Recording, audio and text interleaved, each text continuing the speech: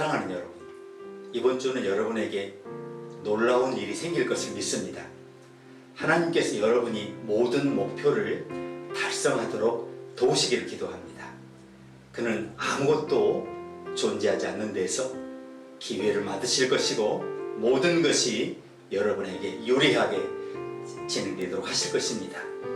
이번 주 하나님께서 여러분에게 호의를 베풀 사람들을 예수님의 이름으로 보내실 것이고 여러분의 가족 중 누구도 슬퍼할 필요가 없을 것입니다. 좋은 한 주 되시기를 기도합니다.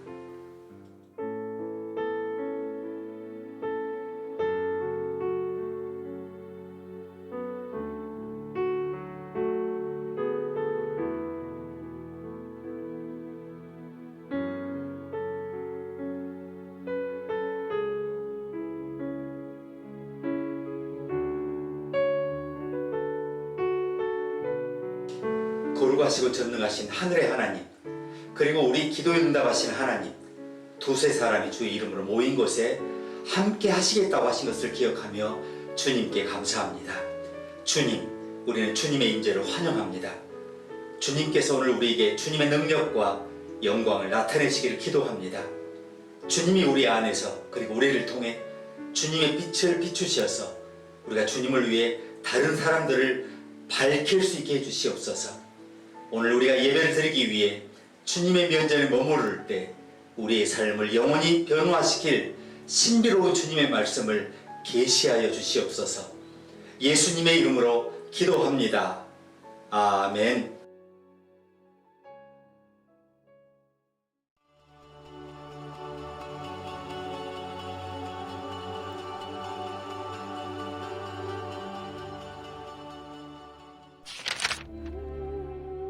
여호와는 나의 목자시니 내게 부족함이 없으리로다. 그가 나를 푸른 풀밭에 누이시며 쉴 만한 물가로 인도하시는도다. 내 영혼을 소생시키시고 자기 이름을 위하여 의의 길로 인도하시는도다.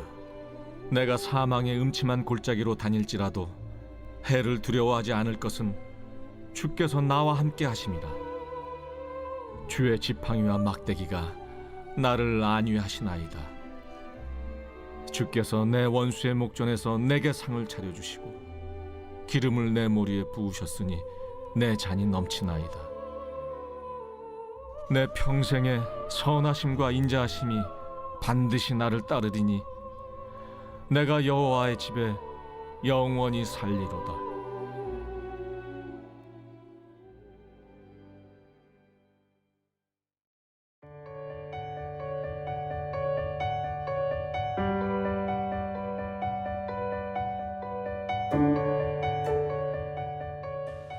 다윗은 모든 시편 중에서 가장 유명한 시편을 썼습니다.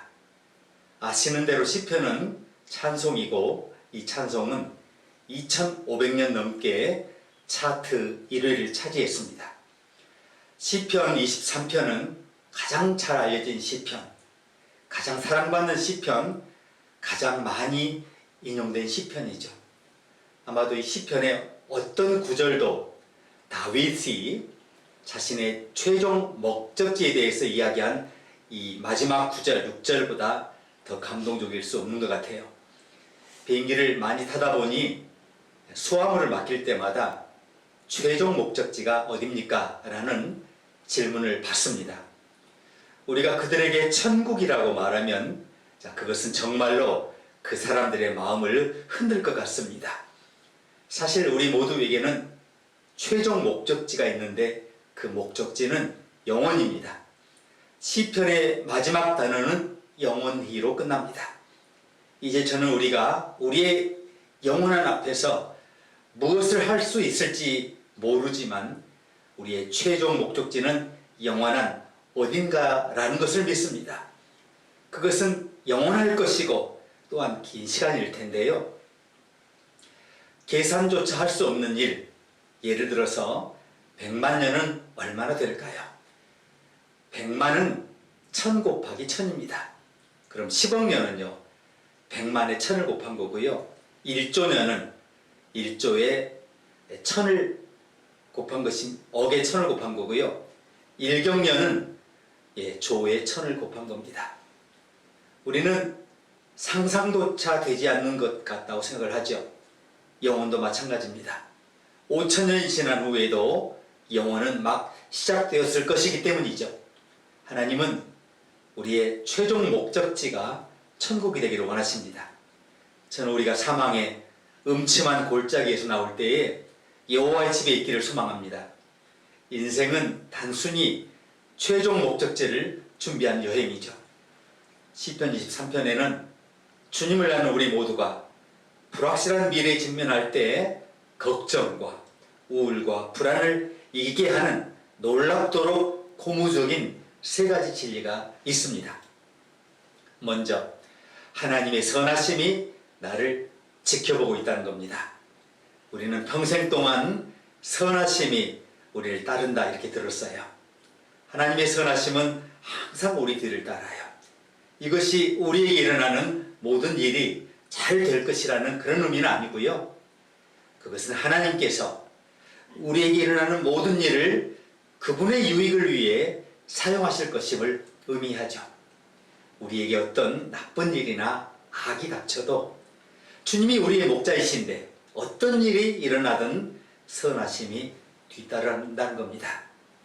로마서 8장 28절이 신약의 언어로 우리에게 말한 것이 있는데요.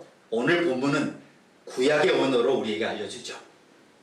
우리가 알거니와 하나님을 사랑하는 자 곧 그 뜻대로 부르심을 입은 자들에게는 모든 것이 합력하여 선을 이루느니라. 이것이 이제 로마서 말씀인데요. 오늘 시편은 목자의 노래라는 것을 기억하십시오. 목자가 양떼를 인도하는 모습을 보여주는 시편인데요. 이제 이 시편의 목자가 복음서의 구세주라는 걸 우리는 배웁니다. 다윗이 말하는 목자는 주 예수 그리스도이시고요. 이 예수님은 평범한 목자가 아니죠. 요한복음 10장 11절에서 주님은 나는 선한 목자다 라고 말씀하셨습니다. 사도행전에는 예수님의 지상생활에 대해 우리에게 뭔가를 알려주는 흥미로운 구절이 있는데요. 10장 38절이죠. 나사렛 예수는 선한 일을 행하시며 라고 말씀합니다. 그리스도께서 33년 동안 이 땅에 사실 때 두루 다니시면서 선을 행하셨고 그때 하신 것을 지금도 행하고 계십니다. 선한 목자는 지금도 자기 양들을 위해 선을 행하십니다. 이제 저는 우리가 이 선하심에 대해 한번 생각하기를 원합니다. 하나님으로부터 오는 것 외에는 선한 것이 없습니다. 야고보서 1장 17절에 각양 좋은 은사와 온전한 선물이 다 위로부터 빛들의 아버지께로서 내려오나니라고 했습니다. 더군다나 선한 것 외에는 아무것도 하나님께로부터 오지 않습니다. 시편 52편 1절은 여호와의 인자하심이 영원함이로다 라고 말씀하죠. 어떤 의미에서 하나님은 모든 사람에게 선하십니다. 시편 기자는 여호와는 모든 사람에게 선하시며 그의 긍휼이 그의 모든 일 위에 있도다라고 말씀하죠. 예수님은 마태복음 5장 45절에서 그가 그 해를 악인과 선인에게 비추게 하시며 비를 의로운 자와 불의한 자에게 내리우사라고 말씀하셨어요. 이 세상 어디에나 이 하나님의 선하심에 대한 증거가 차고 넘쳐요. 시편 33편 5절은 여호와의 인자하심이 땅에 충만하도다라고 말씀해요. 한 가지 예를 들어보겠습니다. 번개는 종종 우리를 두렵게 하죠. 그럴 만한 이유가 있어요. 우리는 번개불 속에서도 하나님의 선하심을 볼 수 있는데요. 아시는 대로 우리 몸에는 질소가 필요해요. 대기에는 질소가 풍부하지만 우리가 직접 폐를 통해 흡수할 수가 없어요. 위험하니까. 그래서 하나님은 대기에서 질소를 분리하기 위해 우레를 보내시고 비를 통해 그것을 지구로 가져옵니다. 그런 일이 발생하면 약간의 박테리아가 그 질산염을 아질산염으로 변환시키고 이 형태로 식물이 흡수를 하는데요. 그런 다음 어떻게 돼요? 우리가 식물을 먹거나 그 식물을 섭취한 동물을 먹습니다. 그럴 때 우리는 우리 생존에 필요한 질소를 얻는 것입니다. 그러므로 다음에 번개가 번쩍이는 것을 보시면 하나님의 선하심에 대해서 감사하십시오. 우리의 문제는 우리가 하나님의 선하심을 너무나 당연하게 여기기 때문에 하나님이 얼마나 선하신지, 우리가 매일 하나님의 선하심으로부터 어떤 유익을 얻는지 깨닫지 못하고 있다는 거죠. 가르침 두 번째는 내 안에서 역사하시는 하나님의 은혜입니다. 우리는 그분의 선하심이 우리를 따라올 뿐만 아니라 그분의 자비하심도 우리를 따른다고 읽었습니다. 자비는 은혜의 다른 면이에요. 사실 그것은 은혜의 결과입니다. 이사야 60장 10절은 내가 내 은혜로 너희를 긍휼히 여기리라고 말씀하죠. 우리는 오늘 선과 자비가 모두 우리를 따르고 있다는 메시지를 듣고 있어요. 히브리어로 따르다라는 단어는 추구하다를 의미해요. 이것이 진정 말하려는 것은 하나님의 선하심과 하나님의 자비하심이 우리를 쫓고 우리를 뒤따르고 우리 평생 동안 우리의 발꿈치에 머문다는 겁니다. 이것이 목자의 노래라는 것을 기억하십시오. 목자는 양을 뒤에서 몰지 않고 양을 앞에서 인도해요. 양을 앞에서 이끌어야 하기 때문에 목자는 언제나 양 앞에 있어요. 그러나 그 목자가 항상 양들과 동행하도록 그에게 양치기 개들이 있는데요. 일반적으로 2마리 항상 뒤를 지켜요. 이 사냥개가 하는 일은 양 뒤를 따라가는 것이었어요. 양이 길을 잃거나 다치거나 뒤처지기 시작하면 큰 소리로 짖어요. 목자에게 경고하는 거죠. 목자가 양을 돌보도록 했어요. 다윗은 선하심과 자비하심이 우리 삶의 신성한 사냥개와 같다고 말하는 겁니다. 그 사냥개는 항상 우리 뒤를 뒤따르고 우리를 지켜보고 필요할 때에 우리를 도와주는 거예요. 그래서 우리에게는 선하심과 자비가 다 필요해요. 우리의 발걸음에 선하심이 필요해요. 우리가 넘어질 때에 자비가 필요합니다. 하나님의 선하심이 우리를 공급하고 하나님의 자비가 우리를 위로합니다. 하나님의 선하심이 나를 도우시고 하나님의 긍휼하심이 우리를 낫게 하죠. 하나님의 선하심이 공급하고 하나님의 자비하심으로 용서합니다. 제가 성경에서 정말 좋아하는 구절 가운데 하나는 예가 3장 22절인데요. 여호와의 자비와 긍휼이 무궁하심으로 우리가 진멸되지 아니함이니이다. 여러분과 저에게 하나님의 자비가 필요하지 않은 날이 하루도 없어요. 그래서 우리는 매일 아침 그분의 자비가 새로운 것에 대해 하나님께 감사하게 됩니다. 부모가 어린아이를 데리러 올 때 어떻게 합니까? 그것이 바로 하나님이 우리를 위해 하시는 일이죠. 그는 우리가 뒤죽박죽일 때 지속적으로 우리를 건져내시고요. 자, 우리가 실수를 하고 날려버리고 일이 엉망이 될 때 우리 뒤에 항상 모든 것을 줍고 다시 제자리에 놓고 해결하고 이 엉망진창을 처리해 주시는 하나님이 계세요. 그것이 바로 하나님의 긍휼하심이에요. 우리는 선하심과 자비가 우리 삶의 모든 날에 따른다는 말씀을 들으며 정말 하나님께 감사하게 됩니다. 며칠만이 아니에요. 모든 날입니다. 하나님께서 그의 선하심과 인자하심을 켜고 끄지 않으시니 정말 감사한 일이죠. 그분은 어느 날은 자비롭고 다음 날은 무자비한 분이 아니에요. 우리 평생에 우리는 하나님의 선하심과 하나님의 자비의 도움을 받습니다. 저는 여기 확실히라는 단어가 참 좋습니다. 분명히, 확실히 우리는 우리 삶을 되돌아보고 하나님의 선하심과 자비가 나를 따름을 보고 하나님께 감사할 수 있어요. 우리가 하나님의 자녀이고 주님이 우리 목자이고 우리가 그분의 양인데 우리는 물음표로 미래를 대하는 것이 아니라 느낌표로 미래를 대할 수가 있어요.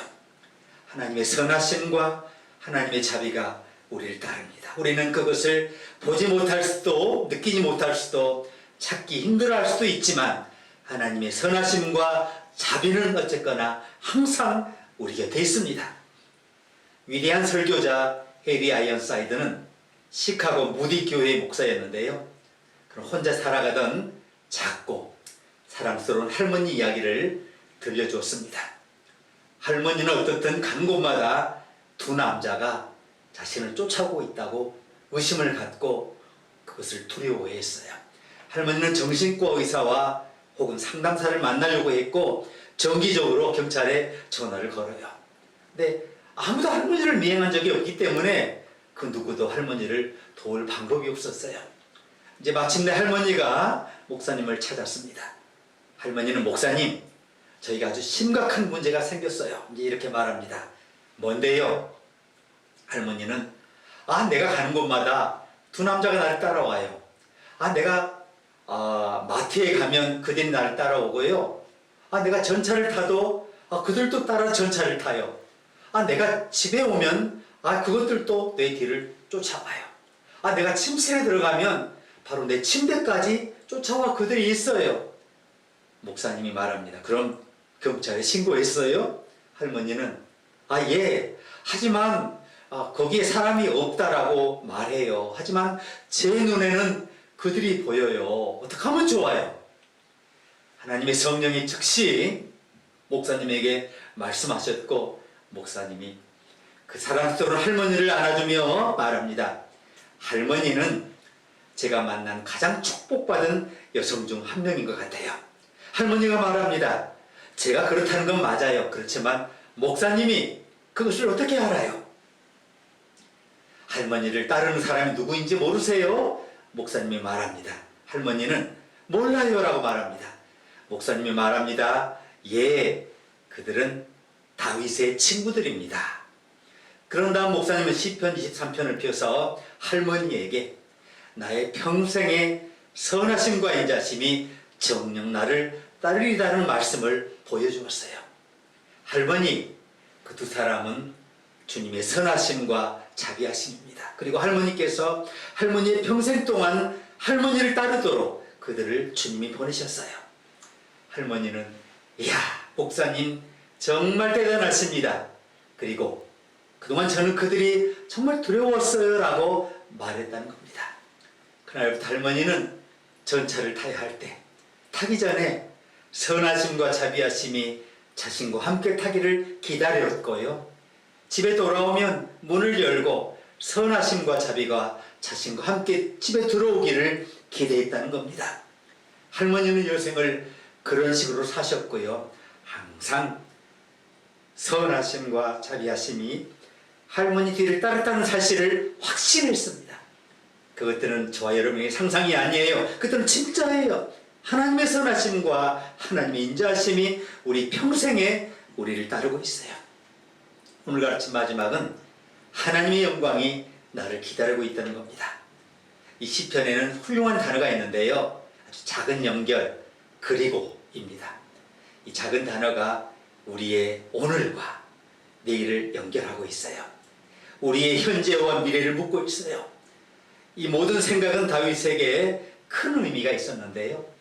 다윗은 시편 27편 4절에서 내가 여호와께 바라는 한 가지 그것을 구하리니 곧 내 평생에 여호와의 집에 살면서 여호와의 아름다움과 그분의 성전을 사모하기 위함이라고 말해요. 다윗에게 인생에 한 가지 목표가 있었는데요. 그는 천국에 가기를 원했어요. 다윗은 그리고 후에 나는 죽으리라, 나는 존재하지 않게 되리라, 나는 허무하게 분해되리라 이렇게 말하지 않고 내가 여호와의 집에 영원히 거하리로다라고 말하면서 감정이 고조되어 있었어요. 이 구절은 항상 이동해야 있던 목자들에 관한 건데요. 그들은 텐트를 치면서 살았어요. 양이 한 곳에서 풀을 다 먹어치우면 그들은 전진해야 했습니다. 목자는 그래서 한 곳에 정착하지 못했어요. 하지만 다윗은 언젠가 나는 최후의 여행을 하리라, 나는 나의 종착역에 이르러 여호와의 집에 있게 되리라고 고백합니다. 그런데 이 목적지는 장소가 아니라 사람이에요. 시편은 여호와로 시작해서 여호와로 끝나요. 예수님은 요한복음 10장 2절에서 내 아버지 집에 거할 곳이 많고 그렇지 않았다면 나는 너희에게 말했을 것이다. 내가 너희를 위하여 처소를 예비하러 가노라고 말씀했어요. 여기에 처소라는 단어는 문자적으로 맨션을 의미하는데요. 우리가 그분의 양이고 주님이 우리의 목자라면 그분의 집에 인류 스위트룸이 우리에게 준비되어 있어요. 우리를 위해 보장되고 준비되고 예약되어 있다는 거예요. 그곳에서는 우리가 체크아웃을 할 필요가 없어요. 우리는 미래에 대한 모든 사실을 알지 못해요. 어떻게 죽을지 모르고요. 언제 죽을지 몰라요. 어디에서 죽을지도 몰라요. 우리가 미래에 대한 사실을 알지 못하지만 그러나 미래의 최종성을 알고 있어요. 뭡니까? 내가 여호와의 집에 영원히 거하리로다. 하나님께서 가장 좋은 것을 최종적으로 남겨두셨다는 것을 알게 된 것이 이 시편을 공부하면서 저 여러분이 얻는 축복이죠. 다윗은 이 시편의 맨 처음에서 우리에게 결코 부족함이 없을 것이라고 말해요. 우리가 배고플 때 그분은 우리를 푸른 초장으로 인도하실 것이에요. 우리가 목마르면 쉴만한 물가로 인도하세요. 우리가 낙tab할 때 그분은 우리를 일으켜주세요. 항상 올바른 길로 인도하십니다. 우리가 사망의 음침한 골짜기로 다닐 때에도 그분의 지팡이와 막대기로 우리를 보호해 주세요. 심지어 우리가 원수들에게 둘러싸여 있을 때에도 그분이 바로 우리 옆에 계시다는 것을 알게 하시고 그분의 식탁에서 고요하고 확신에 찬 식사를 하게 돼요.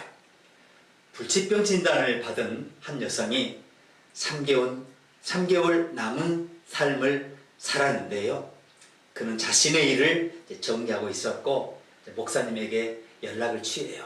그래서 자신의 장례식과 그가 마지막으로 하고 싶은 일에 대해서 의논하고 싶다고 이제 말을 해요.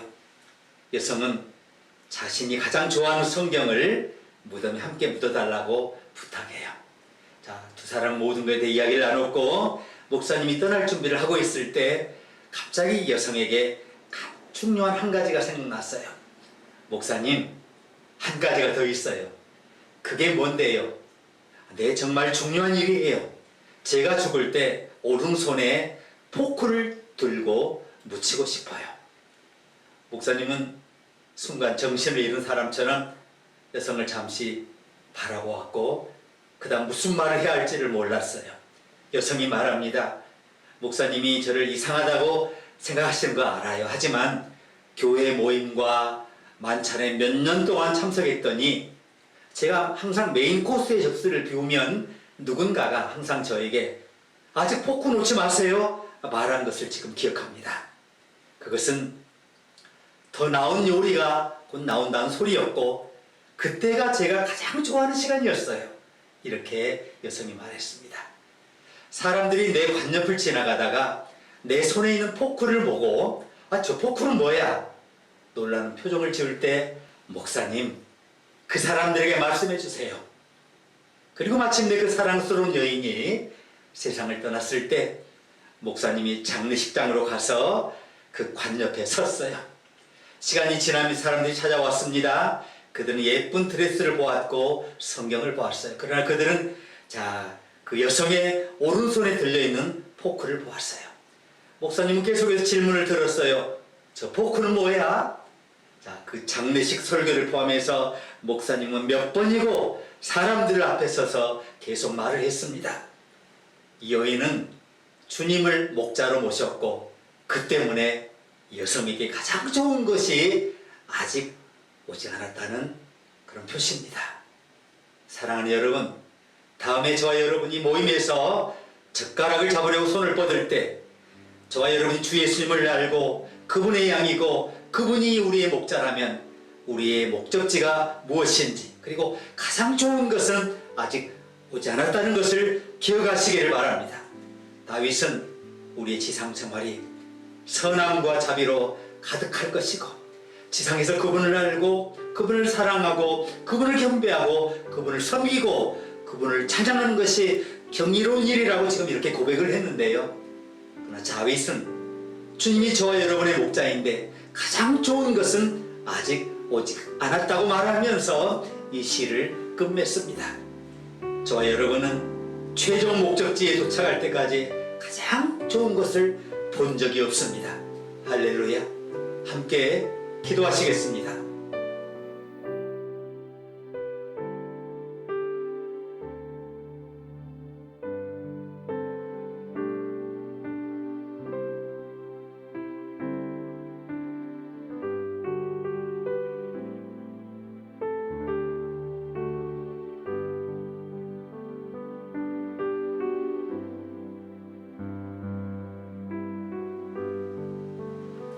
하나님 아버지, 주님은 나의 목자이시며 나의 공급자이심을 감사합니다.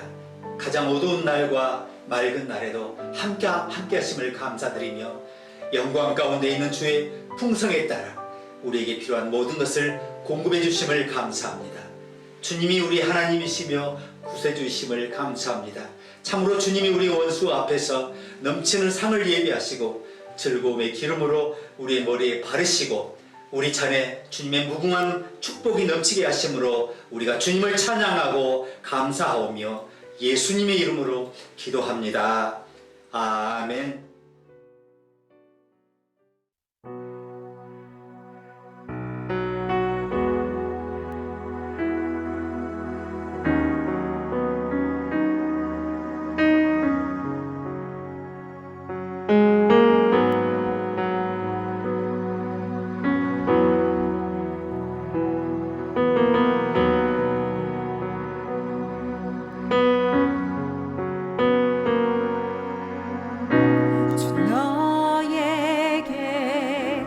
복 주며 은혜 베푸시기 나 원하노라. 그 얼굴에 평강을 주시기를.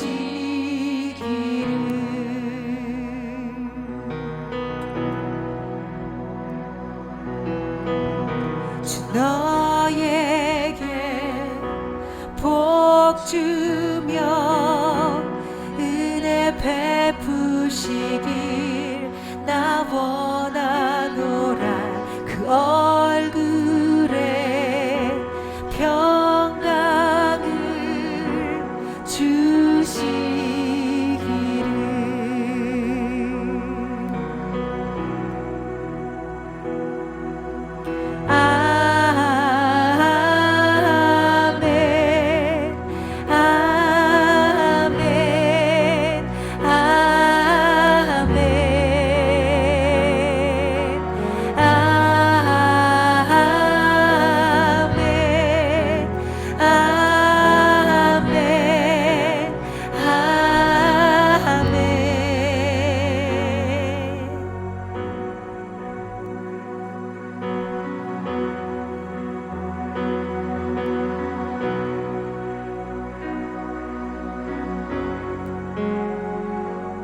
주의 은혜 너의 위에 오고 오는 세대 위에 가족 위에 자녀 위에 자손 위에 자손 위에 주의 은혜 너의 위에 오고 오는 세대 위에 가족 위에 자녀 위에 자손 위에 자손 위에.